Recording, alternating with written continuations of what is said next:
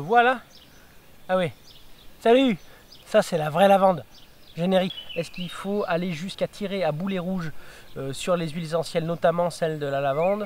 Moi je sais pas. Je suis pas spécialiste, j'ai un avis. Je vais pas le dire. Tisane, ah ben ça fait dormir, hein. Impeccable.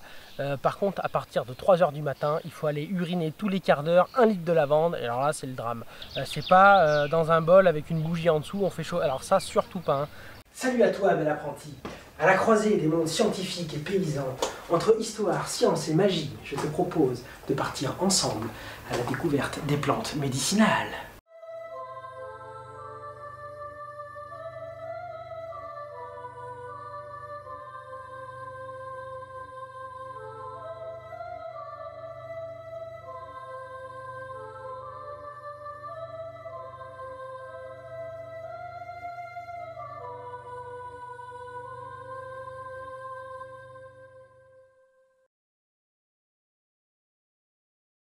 Alors la mode, c'est toujours d'installer dans son jardin ce qui va devenir énorme, ce qui est grandiose.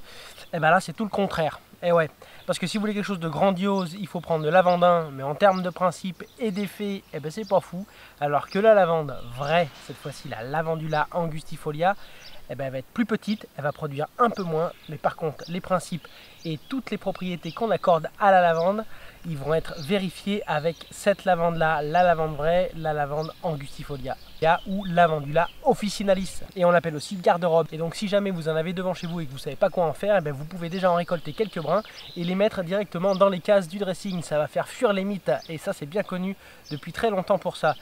Si jamais vous voulez pas, parce que des fois parfois elle est partie en graines un peu, alors si vous voulez pas avoir ensemencé l'ensemble du dressing avec des graines de lavande, vous pouvez aussi les mettre dans un petit sachet blanc, ça marche aussi, c'est pas mal. Ça dépend quand est-ce qu'on la récolte, parce que effectivement des fois certains disent qu'il faut la récolter avant épanouissement, d'autres disent qu'il faut la récolter après que toute la floraison soit terminée, hein, c'est-à-dire que toutes les abeilles soient passées dessus, ça se tient aussi.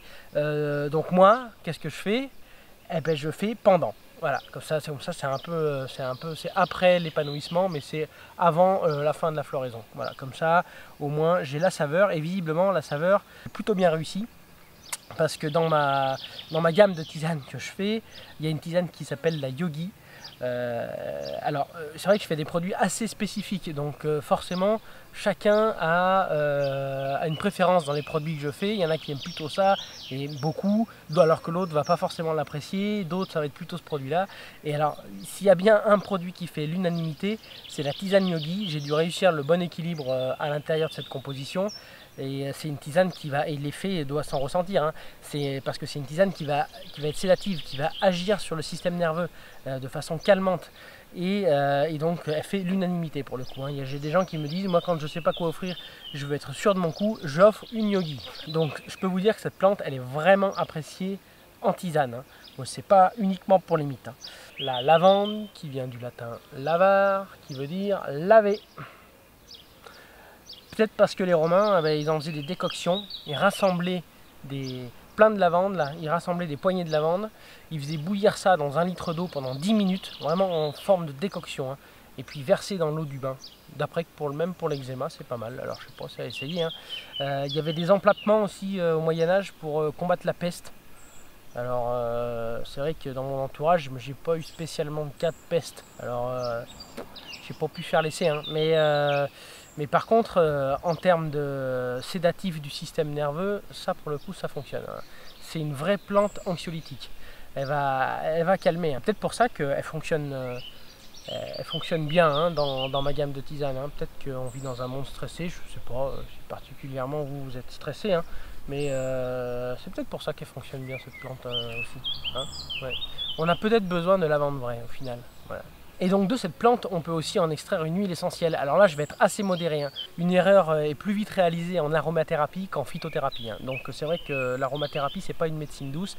Il faut faire attention à ce qu'on fait avec les huiles essentielles. On tire à boulet rouge un peu sur cette huile essentielle, parce qu'effectivement, hein, si vous mettez cette huile essentielle, rien qu'en olfactif, elle va réussir à vous détendre et à désinfecter l'air. Sur les périodes où il y a des états grippaux, où l'air est un peu chargé, de plein de mauvaises choses. Une diffusion d'huile essentielle de lavande un quart d'heure par jour dans une pièce suffit à désinfecter l'air, hein, et ça marche assez bien, hein.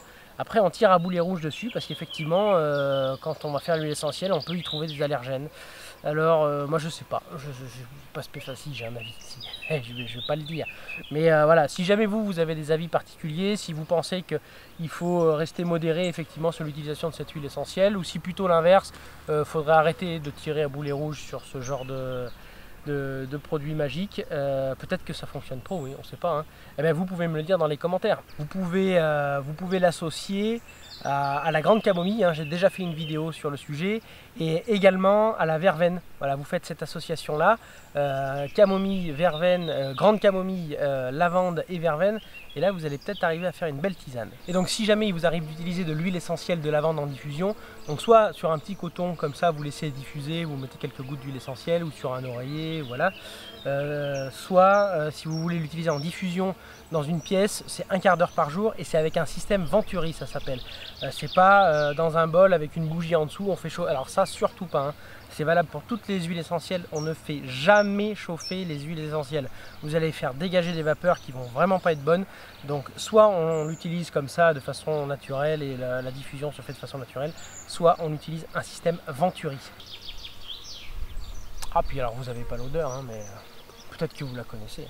Donc là, ce que vous voyez en lavande, ça a 2 ans. Je l'ai planté, c'est-à-dire grand comme ça, hein, pas plus là, et en 2 ans, vous avez déjà quelque chose qui ressemble à ça, de quoi récolter. De toute manière, la lavande, si vous la récoltez pas, il faudra quand même la tailler, enlever toute la hauteur de tige qui a poussé. Et d'année en année, ça va buissonner.